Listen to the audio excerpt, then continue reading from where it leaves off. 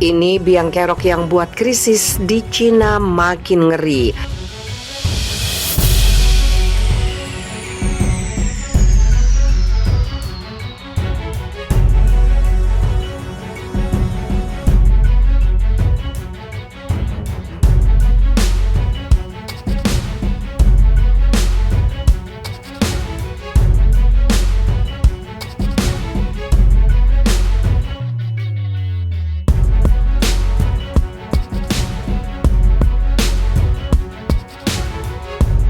Krisis energi di Cina diprediksi bakal makin parah.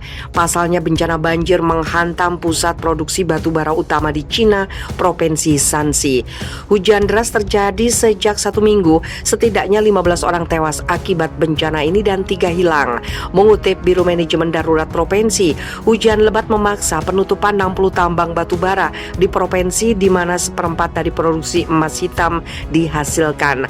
Sekitar 1.900 bangunan hancur dan 1,75 juta warga terkena dampak.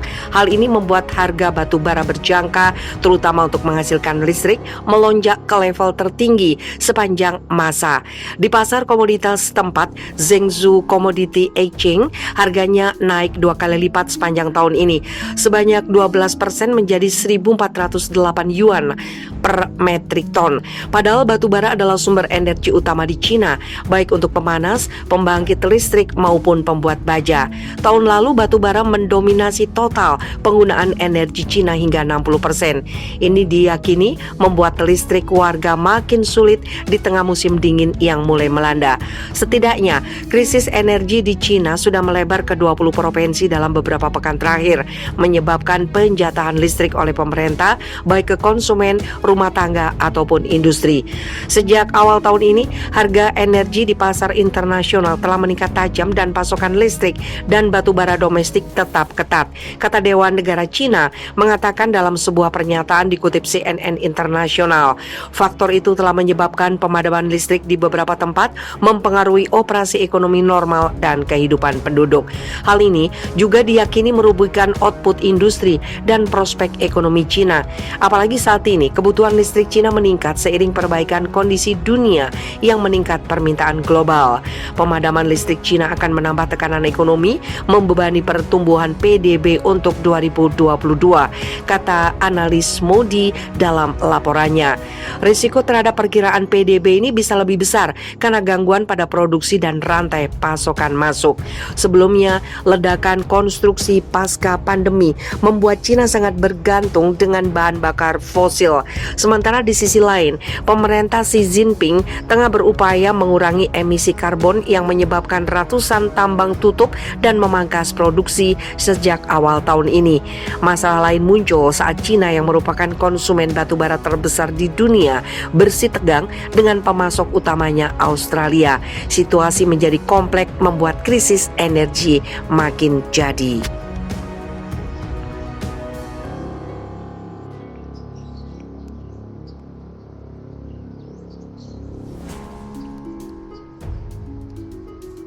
Dihantam krisis listrik, ekonomi Cina kuartal 3 tumbuh di level terendah dalam setahun. Ekonomi Cina tumbuh dengan laju paling lambat dalam setahun pada kuartal ketiga sebagai akibat dari kekurangan listrik, kemacetan pasokan dan wabah COVID-19 sporadis dan meningkatkan panas pada pembuat kebijakan di tengah meningkatnya kegelisahan di sektor properti. Mengutip Reuters Senin 18 Oktober, data yang dirilis pada Senin menunjukkan produk domestik bruto tumbuh 4,9% pada Juli sampai September dari periode yang sama tahun sebelumnya. Hal ini menjadikannya sebagai pertumbuhan ekonomi dengan laju terlemah sejak kuartal ketiga 2020 dan melambat dari 7,9% pada kuartal kedua 2021. Hal ini menandai perlambatan lebih lanjut dari ekspansi 18,3% pada kuartal pertama, ketika tingkat pertumbuhan tahun ke tahun sangat tersanjung oleh perbandingan yang sangat rendah yang terlihat selama kemerosotan akibat COVID pada awal 2020. Pemulihan ekonomi domestik masih tidak stabil dan tidak merata karena juru bicara Biro Statistik Nasional Fu Linghui pada briefing di Beijing Senin.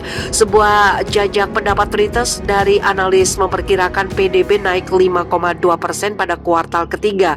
Pada basis kuartalan, pertumbuhan turun menjadi 0,2% pada Juli sampai September dari revisi turun 1,2% pada kuartal kedua. Data menunjukkan ekonomi terbesar kedua di dunia telah pulih dari pandemi, tetapi pemulihan kehilangan tenaga dibebani oleh aktivitas pabrik yang goyah, konsumsi yang terus-menerus melemah, dan sektor properti yang melambat karena pembatasan kebijakan.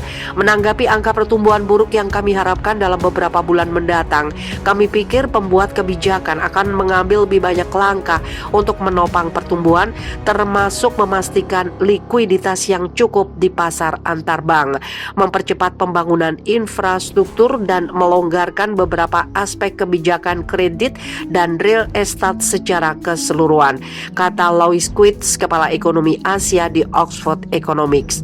Kekhawatiran global tentang kemungkinan limpahan resiko kredit dari sektor properti Cina ke ekonomi yang lebih luas juga meningkat karena pengembang utama Cina, Evergreen Group, bergulat dengan utang lebih dari 300 miliar dolar.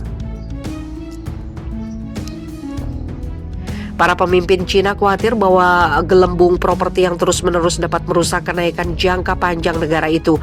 Kemungkinan akan mempertahankan pembatasan ketat pada sektor ini, bahkan ketika ekonomi melambat, tetapi dapat melunakkan beberapa taktik sesuai kebutuhan, kata sumber kebijakan dan analis. Perdana Menteri Li Keqiang mengatakan pada hari Kamis bahwa Cina memiliki banyak alat untuk mengatasi tantangan ekonomi meskipun pertumbuhan melambat, dan bahwa pemerintah yakin akan mencapai tujuan pembangunan setahun penuh. Ekonomi Cina diperkirakan tumbuh 8% tahun ini, kata Gubernur Bank Sentral Yi Gang pada hari Minggu. Analis yang disurvei oleh Reuters memperkirakan PBOC untuk menjaga rasio perseratan cadangan bank tidak berubah pada kuartal keempat sebelum memberikan pemotongan 50 basis poin lagi pada kuartal pertama 2022.